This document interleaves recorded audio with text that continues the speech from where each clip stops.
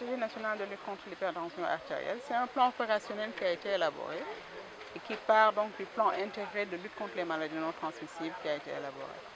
Et dans ce plan, on a eu donc comme justificatif et contexte, c'est l'enquête-STEPS qui a été réalisée en 2015, qui avait montré une prévalence de l'hypertension artérielle à 29,8%.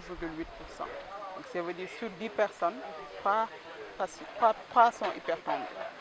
Vu cette prévalence qui est très élevée, il fallait quand même qu'on puisse intervenir et agir. Et ce qui était beaucoup plus le constat qu'on avait fait après cette prévalence de 29,8%, c'était surtout ceux qui connaissaient leur statut, donc ceux qui se savaient hypertendus. C'était assez minime, à 41%, assez faible.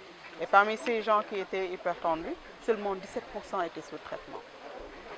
Donc on voyait vraiment une grosse différence. Donc, les gens ne connaissaient pas leur statut et ne suivaient pas bien leur traitement. Donc il fallait agir et intervenir. C'est dans ce sens que ce plan a été élaboré. Et dans ce plan, on peut dire que vraiment les interventions majeures qui seront effectuées, c'est surtout renforcer tout ce qui est dépistage.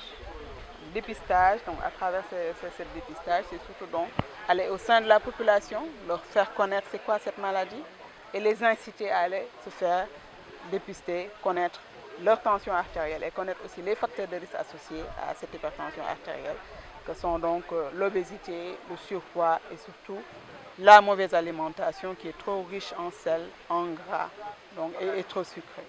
Et à côté de ce volet dépistage, il y a donc le volet prise en charge, renforcement de capacité. Donc aller vers les prestataires de santé en prenant en compte l'échelle, donc la pyramide sanitaire, depuis le niveau communautaire jusqu'au niveau centre de santé. Donc ne pas laisser en rade tout ce qui est acteurs communautaires, les infirmiers, les sages-femmes, les médecins généralistes, donc renforcer leurs compétences par rapport à cette prise en charge de l'hypertension artérielle, depuis le dépistage jusqu'au traitement. Et à côté donc, c'est renforcer le plateau technique, donc faire de telle sorte qu'au niveau de ces structures sanitaires, qu'ils aient les outils, le matériel qu'il faut pour bien prendre en charge. Je pense que tout à l'heure, lors de la présentation, avec des projets pilotes qui sont mis en œuvre dans certaines zones, ce n'est pas toutes les zones qui sont concernées.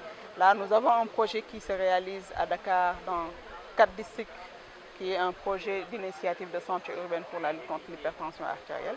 On a quelques statistiques, on voit quand même le progrès qu'il y a avant la mise en œuvre de ce projet et maintenant.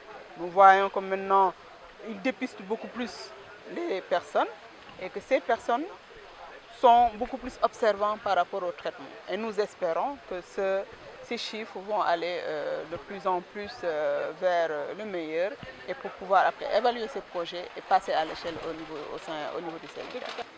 Comme j'ai dit tout à l'heure, c'est un projet pilote qui a démarré depuis 2017 et qui se termine cette année même, en 2019. Nous sommes donc en train de préparer la phase d'évaluation pour pouvoir donc aller vers les autres zones.